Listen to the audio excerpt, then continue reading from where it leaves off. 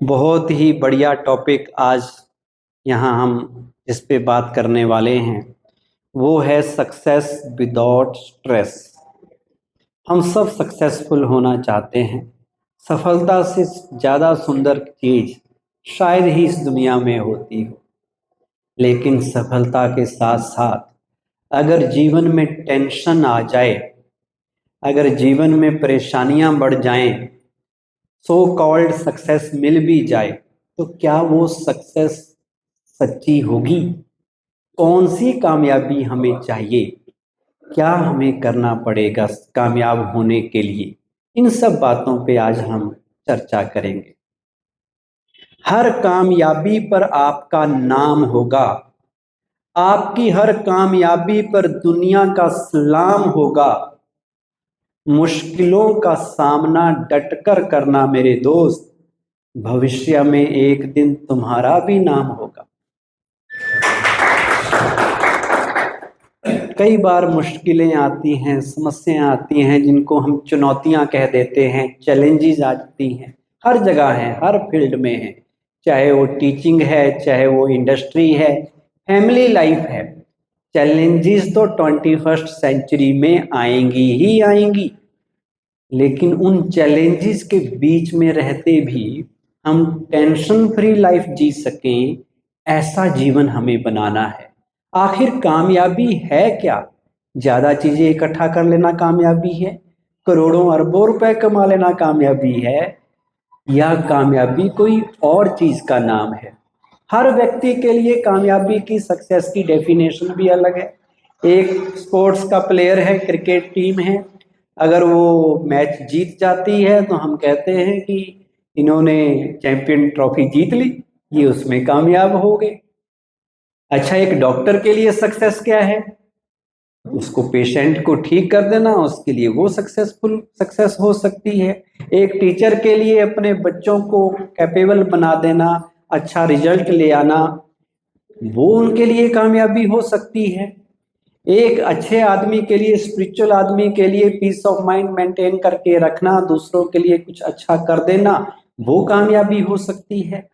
कामयाबी के एस्पेक्ट्स अलग अलग हैं, लेकिन ऐसी कामयाबी हो जिसमें सब लोगों की इन्वॉल्वमेंट हो, सब लोगों को सुख मिले, मैं भी बढ़ूं और दूसरा भी आगे बढ़े। Success means to achieve your goal without violating the rights of others. दूसरों को कोई नुकसान ना हो और हो सके उनका भी फायदा हो, वो कामयाबी कही जा सकती है। और मैं तो कहूंगा कि ऐसे कमाल के बनो, तब आपको कामयाब कहा जा सकता है। आप ऐसे कमाल के बनो कि जहां पर हो वहां सब तुम्हें याद करें, जहां से तुम चलो, जहां पर रहें वहां तुम्हें सब प्यार करें, और जहां से तुम चलो वहां पर सब तुम्हें याद करें, और जहां पहुंचने वाले हों वहां पर सब तुम्हें तुम्हारा इंतजार करें, तो कामयाबी होगी। लोग हमारा इंतजार करते हैं या उल्टा होता है? पूछिए अपने आप से। दो तरह के लोग दुनिया में पाए जाते हैं। एक वो लोग हैं जब वो आते हैं कहीं पर तो लोग खुश होते हैं, और एक वो है जब वो जाते हैं तो लोग खुश होते हैं। तो हमारा क्या? लोग इंतजार करते हैं, लोग हमें याद करते हैं हमारे अच्छे कामों के लिए, उसे कामयाबी कहेंगे। कबीरा जब हम पैदा हुए, जग हंसा हम रोए, ऐसी करनी कर चलो हम हंसें जग रोए। जब हम दुनिया से जाएं तो लोग कहें कि एक बड़ा अच्छा इंसान इस दुनिया से चला गया, उसकी कमी हमेशा हमें खटकेगी, उसके बिना हमारा जीवन अधूरा है। तो वो तब होता है जब हम अच्छे कर्म करते हैं, लोगों का दिल जीतते हैं। पैसे कमाने वालों को याद कोई नहीं करता, कोई नहीं याद करता। कितने अरबपति हुए, कितने बड़े बड़े इंडस्ट्रियलिस्ट हुए, लेकिन जिन्होंने लोगों के लिए कुछ किया, उनकी तस्वीरें लोग घरों में लगा के उनको पूजते हैं। स्कूल कॉलेजेस के प्रिंसिपल के कमरे के पीछे लगे होते हैं वो लोग उनको याद करते हैं, उनके कोट्स लिखे जाते हैं। और जो केवल पैसा कमाते रहे, अपने लिए जिए, उन्हें कोई याद नहीं करता, वो सक्सेस नहीं है। सक्सेस का मतलब है कि आप अपने लिए भी और अपनी सोसाइटी के लिए भी कुछ करते हैं, उनके भले के लिए सोचते हैं। सक्सेस का मतलब है your peace of mind, success का मतलब है your contentment, your state of happiness. अगर आप हैप्पी नहीं फील कर रहे, सेटिस्फाइड नहीं है, इतना भी इकट्ठा कर लो, इतना भी बना लो, उसको क्या सक्सेस कहेंगे? और वो आपकी टेंशन का कारण बनेगा उल्टा। वो आपको स्ट्रेस फ्री करने के बजाय, वो पैसा सुख देने के बजाय, उसको संभालना ही एक ट्रबल हो जाएगी। तो सक्सेस विदाउट स्ट्रेस का सीधा सा मतलब है कि हम कामयाब भी हों, साथ में अपनी पीस ऑफ माइंड को भी मेंटेन करके रखें, कूल एंड काम भी रहें, स्टेबल अंडर ऑल सर्कमस्टांसेस रहें। कुछ भी हो जाए, मेरे मन की स्थिति डाउन नहीं होनी चाहिए, उसे सक्सेसफुल होना कहेंगे। सक्सेसफुल का मतलब है जो स्टेबल है, वो हार और जीत, लाभ और हानि, मान और अपमान, सब में एक जैसा रहना सीख जाए। कोई आपकी तारीफ करे तो भी वैसे ही, कोई आपको क्रिटिसाइज करे, कमेंट करे, टॉन्ट करे तो भी आपको फर्क ना पड़े। इसका मतलब आप अंदर से स्ट्रांग हैं। हम अपने से पूछें, आज हम कितने स्ट्रांग हैं? आज हमारा मन हमारी बात सुनता है या बात बात पे इरिटेट हो जाता है, बात बात में डिस्टर्ब हो जाता है, फ्रस्ट्रेशन आ जाती है, गुस्सा आ जाता है? तो इसका मतलब क्या हो, हम सक्सेसफुल हुए? सक्सेसफुल होने का मतलब ये है कि जब हम, आज लोग सक्सेसफुल उसे समझ रहे हैं जिसने लेटेस्ट टेक्नोलॉजी का यूज करके ज्यादा से ज्यादा चीजें इकट्ठी कर ली, बना ली, कुछ खड़ा कर लिया। लेकिन आप ध्यान से सुनिए, हमारे पास सब हो पर हमारी हेल्थ सही ना हो तो क्या उसे सक्सेस कहेंगे? सब कुछ है, हम चीनी पैदा कर रहे हैं पर डायबिटीज होगी, अब चीनी खा ही नहीं सकते। चीनी फ्री में मिल रही है क्योंकि हम कंपनी में काम कर रहे हैं, मान लो हमें मिल भी रही है, पर हम उसको खा ही नहीं सकते। तो इससे बड़ा मिसफॉर्चून क्या हुआ? क्योंकि अब हेल्थ अलाउ नहीं कर रही। सब कुछ आ गया पर हमारे रिलेशन अच्छे नहीं रहे। घर में हस्बैंड वाइफ की, पेरेंट्स बच्चों के कन्फ्लिक्ट्स हैं, सास बहू के कन्फ्लिक्ट्स हैं, तो क्या उसका आनंद ले सकेंगे? तो कामयाबी उसे कहेंगे जब हमारे रिश्ते भी सही हो, मन की शांति भी हो और साथ में हेल्थ भी अच्छी हो। लाइफ के कई पैरामीटर्स हैं, केवल फिजिकल सक्सेस नहीं है। सक्सेस भी 4 लेवल की है, फिजिकल, मेंटल, सोशल लेवल पे और स्पिरिचुअल लेवल पे। जैसे हर टेबल, हर चेयर के 4 पांव हैं, 4 टांगे हैं, एक भी ऊपर नीचे हो जाए तो बैलेंस नहीं बनेगा। आज हमने फिजिकल सक्सेस तो बहुत प्राप्त कर ली। फिजिकल मतलब रोटी, कपड़ा, मकान, फिजिकल नीड्स, मनी, ये सब फिजिकल में आ गया। इसमें तो हम बहुत आगे निकल गए हैं, ज्यादातर लोगों का लेवल अपग्रेड हुआ है। पर क्या मेंटली लेवल पे भी हम सक्सेसफुल हैं? मेंटल लेवल पे मतलब मेरी कंटेंटमेंट, मेरी पीस ऑफ माइंड, मेरी state of being, state of happiness, वो मेंटेन रहती है? सेटिस्फाइड रहता हूं लाइफ में, निश्चिंत जीवन जी रहा हूं या भागम भाग में ही लगा हुआ हूं? वो मेरी मेंटल पीस है, मेंटल सक्सेस है। थर्ड टाइप की सक्सेस है सोशल। हम सोशल प्राणी हैं, समाज से जुड़े हैं। अकेले हम आगे बढ़ भी गए पर सोसाइटी में हम कोई काम नहीं कर रहे, अच्छा समाज के लिए कुछ दे नहीं रहे, ले रहे हैं, तो इसका मतलब हम समाज में भी सक्सेसफुल नहीं है। हमें रिकॉग्निशन चाहिए, एप्रिसिएशन चाहिए, रिगार्ड चाहिए, सोसाइटी को कुछ देना भी पड़ेगा तब सोसाइटी से मिलेगा। तो सोशल सक्सेस का मतलब कि लोग मुझे एक्सेप्ट करते हैं, मुझे अच्छा आदमी समझते हैं, मैं समाज के लिए कुछ अच्छे काम कर रहा हूँ, दूसरों की हेल्प करता हूँ, दूसरों के लिए काइंड हूँ, वो मेरी सोशल सक्सेस है। और इन सब का जो बेस है वो है फोर्थ टाइप ऑफ सक्सेस, जिसे स्पिरिचुअल सक्सेस कहते हैं। अब मैं आपसे पूछूं, ये स्पिरिचुअल सक्सेस क्या है? स्पिरिचुअलिटी क्या है? क्या मंदिर में जाना, गुरुद्वारे में जाना, तिलक लगा लेना, हवन कुंड कर लेना, तीर्थ यात्राएं कर लेना, यही स्पिरिचुअलिटी है? ये तो सब करते ही है, लेकिन स्पिरिचुअलिटी इससे भी आगे की चीज है। आज हमने कर्म कांड को ही धर्म समझ लिया है, रिचुअल्स को ही धर्म समझ लिया है, अध्यात्म मान लिया है। और अध्यात्म का मतलब कुछ और है। Spirituality, spirit plus reality. मेरी रियलिटी स्पिरिट है, मेरी आत्मा है। उसको जानना कि I am not a body, I am a soul. जैसे बॉडी की रिक्वायरमेंट है, ऐसी सोल की भी रिक्वायरमेंट है।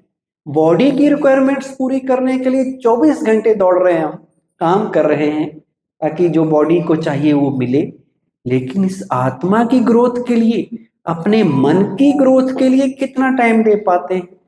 और मन की डेवलपमेंट का मतलब है, आत्मा की डेवलपमेंट का मतलब है 7 कोर वैल्यूज वो आत्मा में भरी हुई है, एक्चुअल में पर छिप गई है। उसको दोबारा से अवेकन करना, जगाना, जागृत करना। वो है शांति, प्रेम, खुशी, आनंद, सुख, ज्ञान, शक्ति, प्योरिटी। इन 7 वैल्यूज को, इनके बिना संसार चल ही नहीं सकता। आपको को कितना अच्छे से अच्छा भोजन दे दे, 36 प्रकार का भोजन दे दे, पर लड़ते हुए खिलाए, अशांत माहौल में खिलाए, आप कहेंगे भाई अपना भोजन अपने पास रखो। ऐसे लड़ाई में मैं आपके कितने भी बढ़िया पकवान हो, इनका मुझे कोई लेना देना नहीं। तो आदमी को शांति प्रिय है, आदमी को सुख भी चाहिए, खुशी भी चाहिए। सुख के साधन हो, बड़े बड़े महल गाड़ियां हो, सब कुछ हो, पर अगर मन में सुख ही नहीं है तो भी मतलब नहीं। प्यार भी सबको चाहिए। तो ये चाहिए जो मतलब वो हमारी रिक्वायरमेंट है, और उसको बढ़ाने के लिए हम क्या कर रहे हैं? अगर मेरे अंदर ये गुण डेवलप हो रहे हैं, दैट मीन्स मैं स्पिरिचुअली सक्सेसफुल हूं। मेरी आत्मा की शक्ति अगर बढ़ रही है, मेरी टॉलरेंस पावर, मेरी पेशेंस बढ़ रही है, इसका मतलब क्या हुआ कि मैं आध्यात्मिक रूप से कामयाब हो रहा हूं। अब आप देखिए, चारों तरह की सक्सेस है, चारों में से सबसे ज्यादा टेंशन किसको देना चाहिए?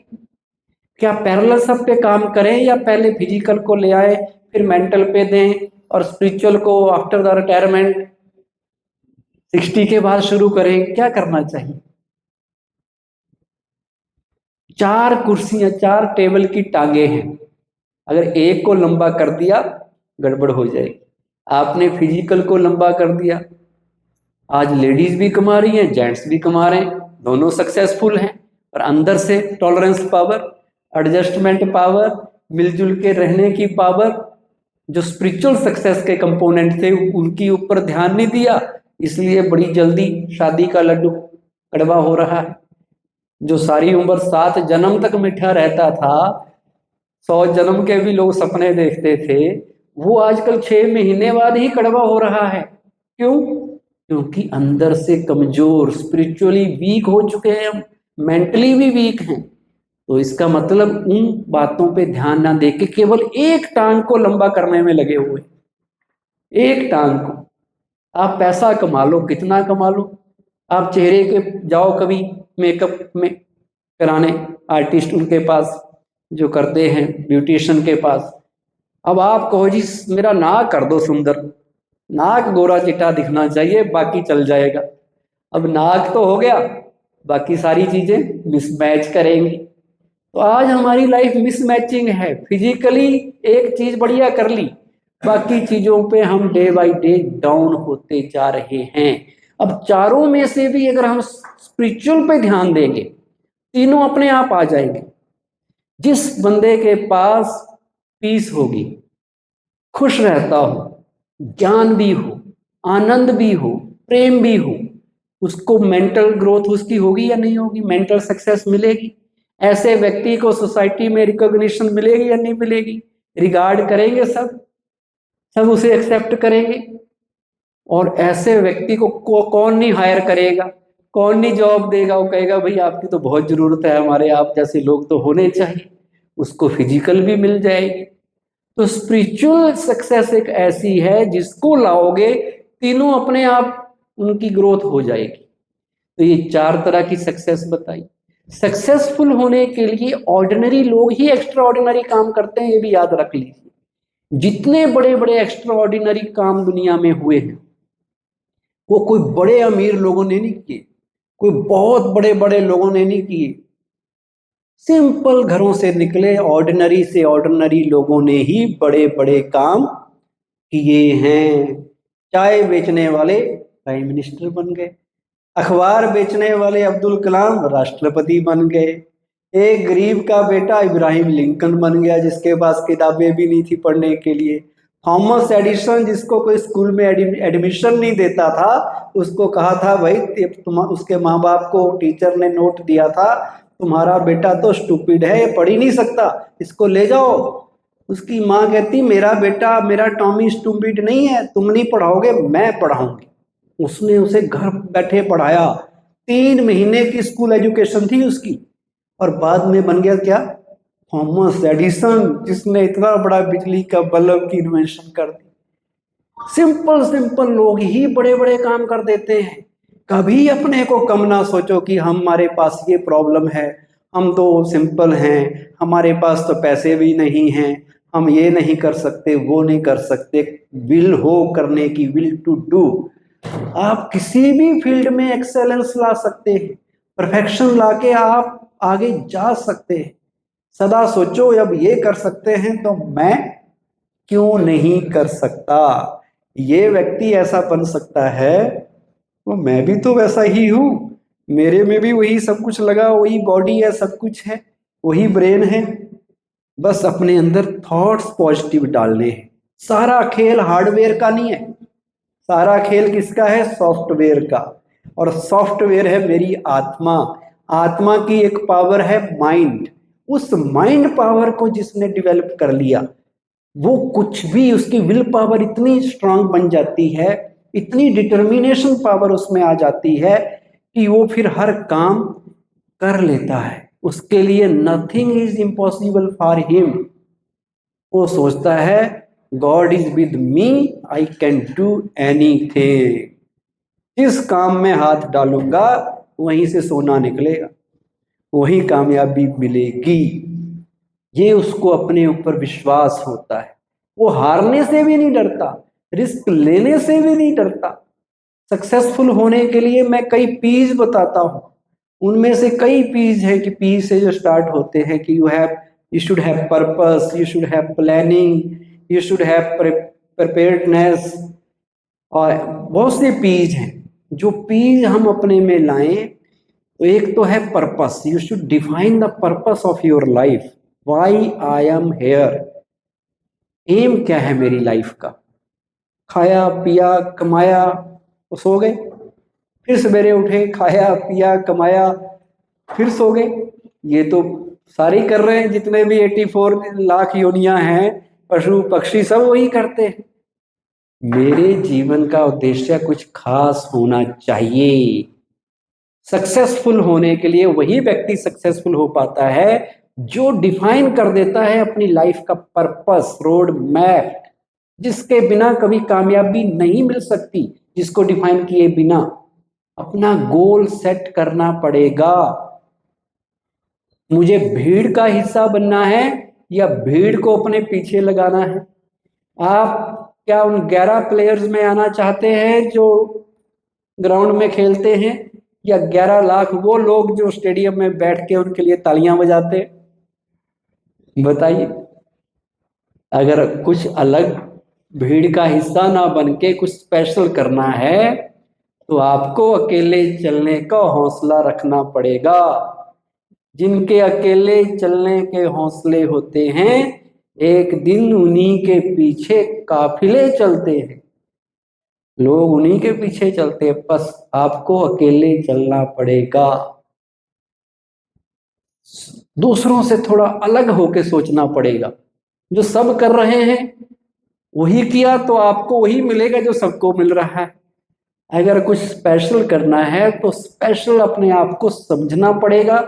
अपने माइंड की प्रोग्रामिंग थोड़ी ऐसी करनी पड़ेगी कि मुझे कुछ खास काम इस दुनिया में करने हैं, ऐसे काम करने हैं जिससे लोगों का भला हो, लोगों को सुख पहुंचे कहीं पर भी।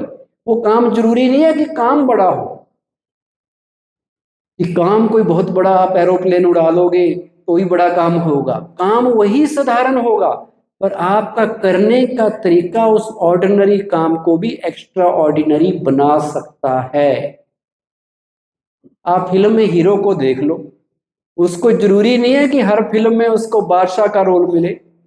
किसी में उसको भिखारी भी बना दे, किसी में उसको कुल्ली बना देंगे, किसी को कुछ भी बना देंगे, वेटर बना देंगे। ऐसा वेटर बनेगा कि सबका सेंटर ऑफ अट्रैक्शन वही होगा। इस तरह से अपना काम करेगा कि असली वेटर से भी अच्छा। आप कहेंगे भाई इतनी बढ़िया तरह से परोस रहा है।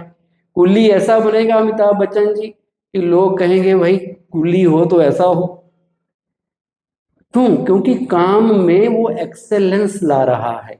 काम बदलने की भी जरूरत नहीं है, अपने काम को बढ़िया से करो, वही आपके लिए सोर्स ऑफ सेटिस्फेक्शन बन जाएगा।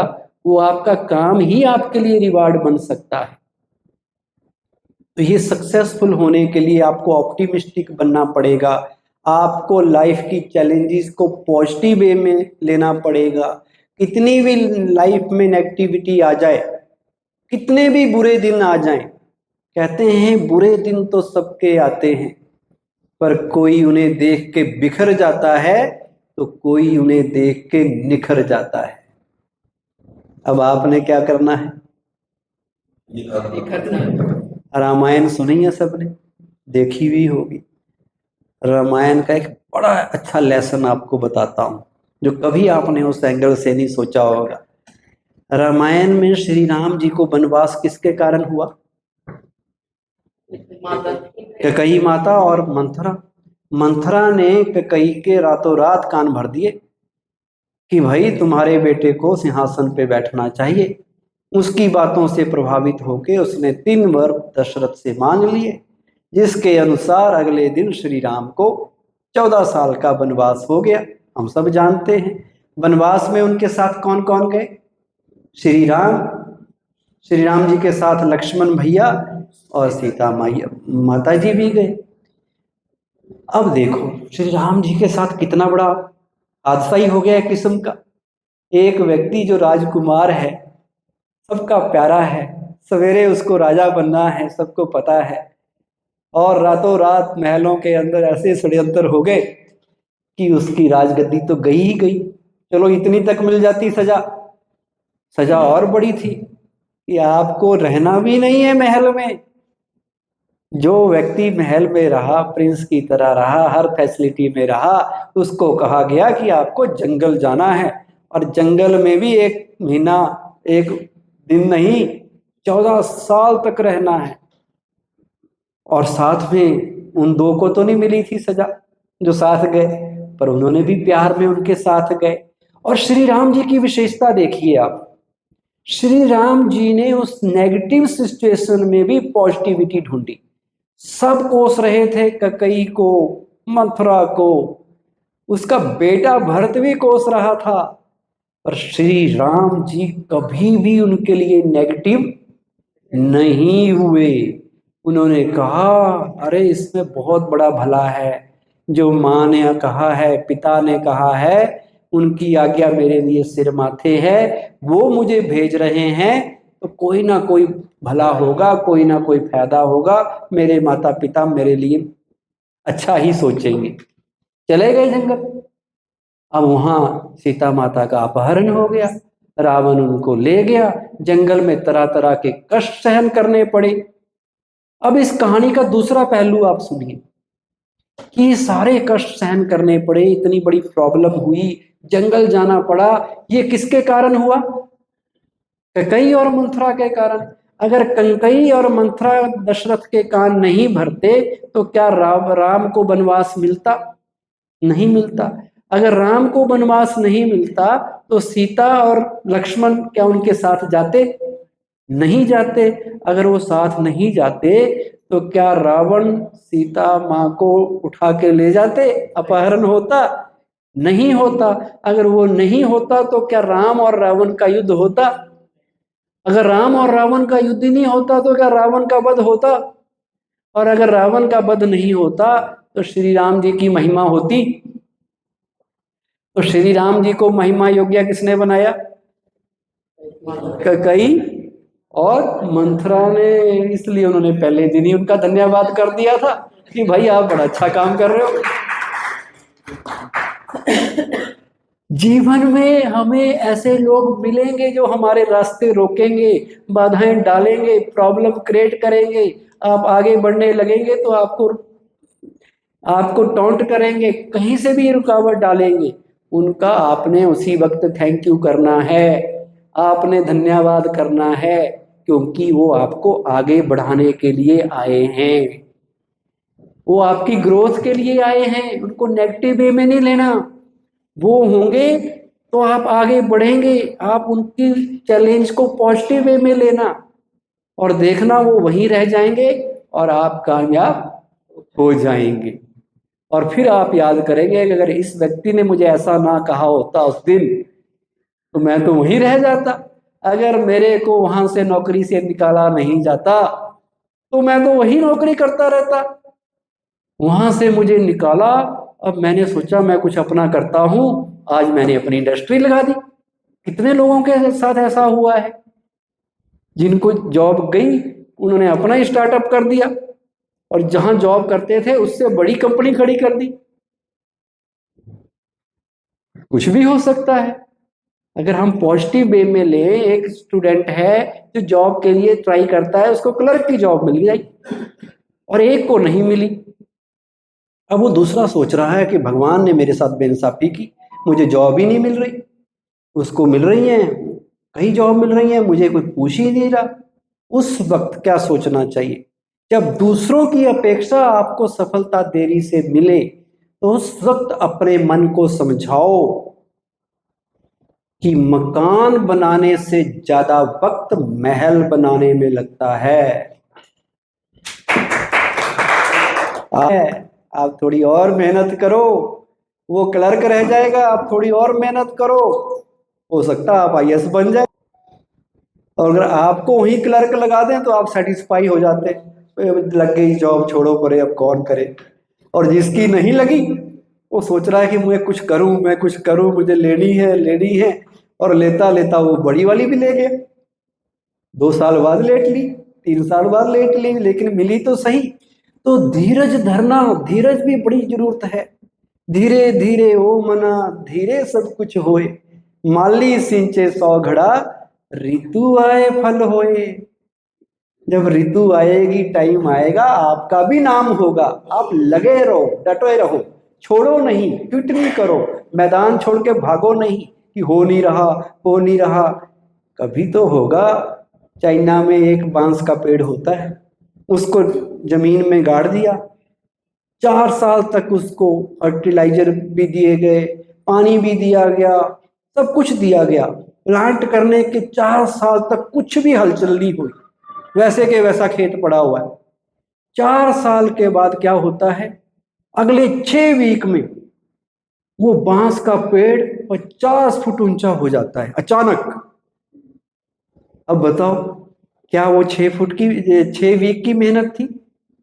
वो 4 साल जो धरती पे रहा वो भी मेहनत का हिस्सा है, वो भी पार्ट का हिस्सा है। तो इसलिए अगर अभी कुछ हो नहीं रहा, कोई बात नहीं, अपने बच्चों को भी आप ये सिखाइए कि लगे रहो, करते रहो। सक्सेस कोई डेस्टिनेशन नहीं है, सक्सेस जर्नी का नाम है। जो आप काम कर रहे हैं, आपका मन अगर सेटिस्फाई है कि मैं अच्छे काम कर रहा हूं, अच्छी तरफ जा रहा हूं, वर्क इटसेल्फ इज रिवार्ड। बाद में रिवार्ड मिले या ना मिले, कर्म ही रिवार्ड है।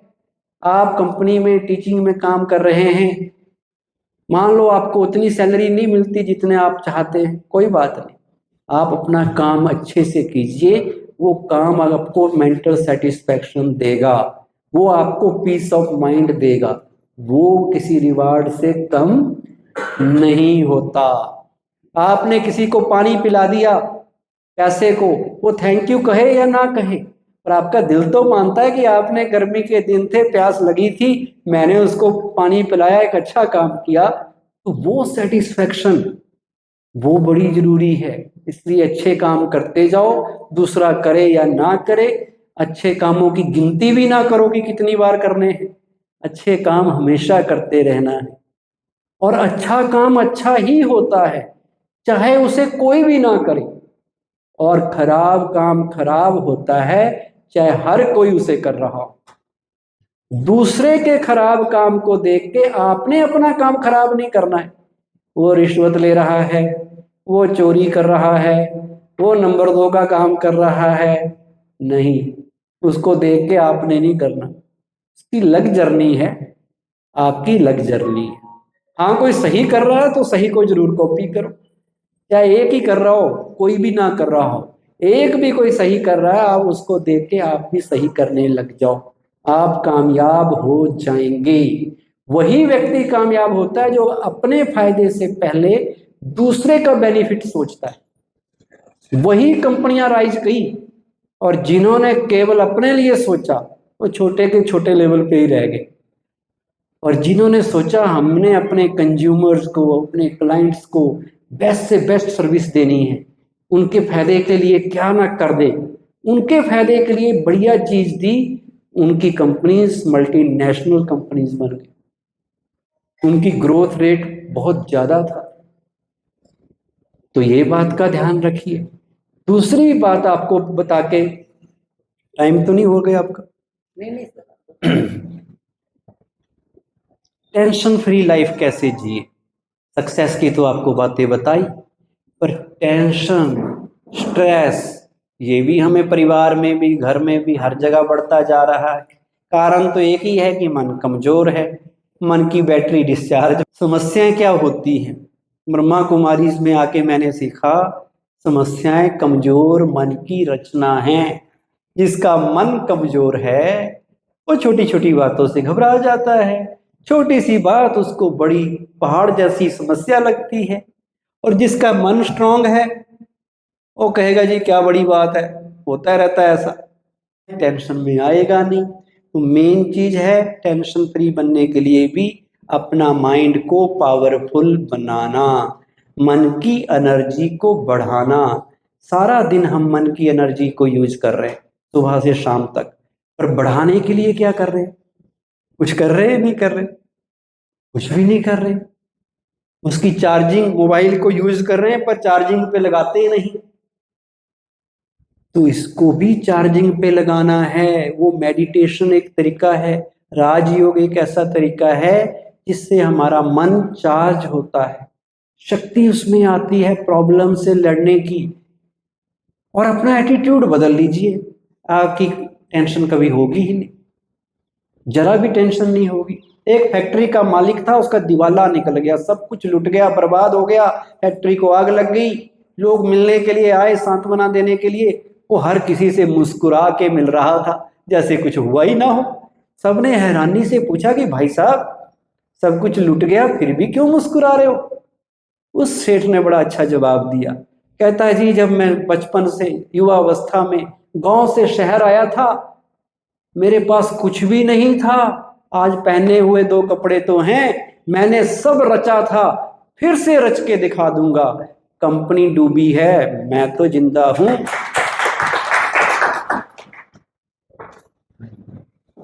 थॉमस एडिसन की बात चल रही थी, जब वो 1914 में 67 इयर्स के थे, उन्होंने भी एक बहुत बड़ी सेटअप लगा रखा था, उसको आग लग गई। तो उसने क्या कहा, there is great value in disaster, thanks god I can start a new in the new way, all my mistakes are burnt up, I can start in a new way now. कहता नुकसान में भी बहुत बड़ा फायदा है, मेरी गलतियां जल गई, जो गलतियां कर रखी थी इसमें अब कुछ कर नहीं सकता था, अब जल गई, उन गलतियों को सुधार के नए से लगा देंगे दोबारा से। उसके 2 वीक के बाद उन्होंने फोनोग्राफ की इन्वेंशन कर दी। घबराए नहीं, अपने काम को करते रहे, जरा भी नेगेटिविटी को अपने माइंड में नहीं आने दिया। तो बस सारा खेल इसका है, माइंड का, ब्रेन का नहीं। ब्रेन सबका एक जैसा है, ये हार्डवेयर है, ये तो कंप्यूटर जैसा भी बना लो एक जैसा ही होता है, पर उसमें एप्स कौन से हैं, सॉफ्टवेयर कौन से हैं, वो उसकी पावर निर्धारित करते हैं। और वो ऐप है माइंड की। और माइंड में सॉफ्टवेयर कैसे काम करता है, आपके थॉट से। जैसे थॉट्स माइंड में डालेंगे वैसा ही माइंड की प्रोग्रामिंग हो जाएगी। तो क्यों ना नेगेटिव की जगह पॉजिटिव डालें। जो चीजें हमें परेशान कर रही हैं उनको उस तरीके से ना सोच के दूसरे तरीके से सोचें। खिड़की की सलाखों से देख रहा था, नीचे कीचड़, नीले आसमान में चांद देखा। किसी ने कीचड़ में भी कमल, तो किसी ने चांद में भी दाग देखा। सारा का सारा खेल हमारे सोच का है, दृष्टिकोण का है, एटीट्यूड का है, कैसे हम चीजों को देख रहे हैं। एक मंदिर में 3 व्यक्ति काम कर रहे थे, पत्थर तोड़ रहे थे। एक से हमने पूछा कि भाई जी क्या कर रहे हो, बड़ा गुस्से में तंग था, कहने लगा किस्मत के पत्थर तोड़ रहा हूं, दिखाई नहीं देता, बहुत दुखी था। दूसरे से पूछा आप क्या कर रहे हो, अरे बाबूजी रोजी रोटी के लिए काम कर रहे हैं, पेट भरना है तो काम तो करना पड़ेगा। तीसरा बड़ा खुशी खुशी से काम कर रहा था, जरा थकान उसके चेहरे पे नहीं थी। उससे पूछा आप क्या कर रहे हो, कहने लगा बाबूजी रोजी रोटी के लिए तो रोज काम करते हैं, धन्य है ये हाथ जो आज मंदिर का निर्माण कर रहे हैं। He was happy. तो किसी के लिए वर्क वर्शिप है, किसी के लिए वर्क वारशिप भी है। उसको लगता कहाँ फंस गए, इतना काम कौन करेगा। तो सारा खेल एटीट्यूड का है।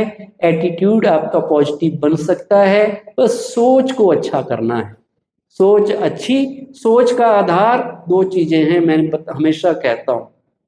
सोच आपकी आउटपुट है, पर इनपुट क्या है, रॉ मटेरियल कहां से आ रहा है जो आपकी सोच को इफेक्ट कर रहा है, वो है आंखें और कान। इनसे ही मटेरियल अंदर जाता है। आंखों से जो पढ़ा, आंखों से जो देखा, कानों से जो सुना, वैसी आपकी सोच होगी। आपने किसी की क्रिटिसिज्म सुन लिया, ये तो ऐसे हैं, अब आपका एटीट्यूड क्या बन गया, भाई इनसे बच के रहो, उसने कहा था ऐसे हैं। तो आपका उसके प्रति नजरिया ही बदल गया, चाहे कितना अच्छा आदमी हो। किसी ने आपके कान भर दिए तो गड़बड़ हो गई। अब कदर किसकी होनी चाहिए, काम करने वालों की या कान भरने वालों की। पर कान भरने वाले भी कामयाब हो जाते हैं, और हम सुन ली बात तो इफेक्ट आएगा मन पे। अच्छा, आंखों से कुछ ऐसा देख लिया या कुछ पढ़ लिया, उससे भी मन पे असर होगा, तो मन का वे ऑफ थिंकिंग वैसा हो जाएगा। इसलिए 2 चीजों को कंट्रोल में कर लो कि मुझे क्या सुनना है, क्या देखना है, क्या पढ़ना है। पढ़ने से भी ज्यादा आजकल देखने वाला काम हो गया है। पढ़ने पे भी मेहनत नहीं करना चाहते आज की जनरेशन, हम भी नहीं करना चाहते। अखबार आ जाए उसके बजाय मोबाइल में ही देख लेते हैं। पढ़ने के बजाय अच्छी चीजें, अच्छी बुक्स पढ़ने का रिवाज लोगों ने खत्म कर दिया। तो अच्छी इंफॉर्मेशन जब तक अंदर नहीं जाएगी, पॉजिटिव थॉट्स अंदर नहीं जाएंगे, तो पॉजिटिव रिजल्ट्स कैसे आएंगे। तो अपना सुनना, देखना, पढ़ना, इनको अच्छा कर लो, इनको हमेशा ये रूल बना लो। और वो भी मॉर्निंग के 5-7 घंटे उठने के बाद। बड़ा इंपॉर्टेंट टाइम है हमारी लाइफ का। जब हम उठते हैं हमारा सबकॉन्शियस माइंड बिल्कुल एक्टिव होता है। उस वक्त उसको जो प्रोग्राम डालोगे वो एग्जीक्यूट कर देगा। तो उसको पॉजिटिव चीजें डालनी है सवेरे, ना टीवी देखना, ना मोबाइल देखना, ना न्यूज सुननी, ना किसी की निंदा, ना किसी की चुगली, कोई बुराई नहीं। बस अच्छी चीजें पढ़नी है, अच्छी देखनी है, अच्छी सुननी है। देखना आपका माइंड बिल्कुल पॉजिटिव होने लग जाएगा। विद इन 1 वीक आपको रिजल्ट मिलने लग जाएंगे। और इसमें मेडिटेशन आप जरूर सीखिए। जो हमारी बहनें हैं आपके पास पहले भी आते होंगे, तो इनसे कैसे भी करके, यहाँ हमारा ब्रांच भी है देवबंद में शिव चौक पे, कभी वहाँ पधारिए। तो वहाँ पर 7 डेज का राजयोग मेडिटेशन कोर्स होता है, जिसमें ये बेसिक्स चीज़ें बताई जाती हैं, कैसे हम उस ईश्वर के साथ कनेक्ट होके अपने आप को एम्पावर कर सकते हैं। आप में चेंज सुनने से नहीं आएगा, केवल याद रख लो, यही भूल जाएगा, थोड़ी देर बाद भूल जाएगा, 2-4% याद भी रह सकता है, पर चेंज आएगा जब आप उससे जुड़ के उसको इम्प्लीमेंट करेंगे। पावर वहां से मिलेगी। बिना पावर हाउस के जुड़े आपका मोबाइल की बैटरी चार्ज होने वाली नहीं है, मन की बैटरी चार्ज नहीं होगी। तो उसको अपने साथ जोड़िए, उससे पावर लीजिए, और ये सारे में आपकी हेल्प करने के लिए ब्रह्मा कुमारी ऑर्गेनाइजेशन दिन रात सेवा कर रहा है। जगह जगह, शहर शहर, गांव गांव जाके हमारे 10,000 से ज़्यादा ब्रांचेज हैं 140 देशों में, जहां ये सारे स्पिरिचुअल और ये जो भी है मॉरल रेवोल्यूशन लाई जा रही है। किसी भी धर्म का व्यक्ति हो, जरूरी नहीं है कि एक धर्म का, ये ज्ञान सबके लिए है। जो भी एक ह्यूमन बीइंग है, अच्छा इंसान बनना चाहता है, अपने अंदर डिविनिटी लाना चाहता है, वो इन चीज़ों को अपना के जुड़ के अपने आप की लाइफ को बहुत अच्छा बना सकता है। तो मैं उम्मीद करूंगा कि आप इन बातों पे ध्यान देंगे।